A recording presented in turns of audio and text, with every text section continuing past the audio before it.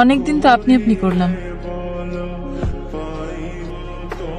এবার তুমি করে বললে সেটা কি শুনতে খুব খারাপ লাগবে?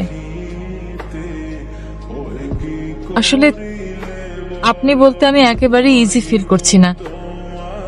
এতদিন জোর করে ভদ্রতা করে এসেছে, কিন্তু আমি আর পারবো না। আমি এখন থেকে আপনাকে তুমি করে বলবো। আহ, এতদিনের বন্ধুত্বের অধিকার নিশ্চয়ই আমি প্রত্যাশা করতে পারি। কি পারি না?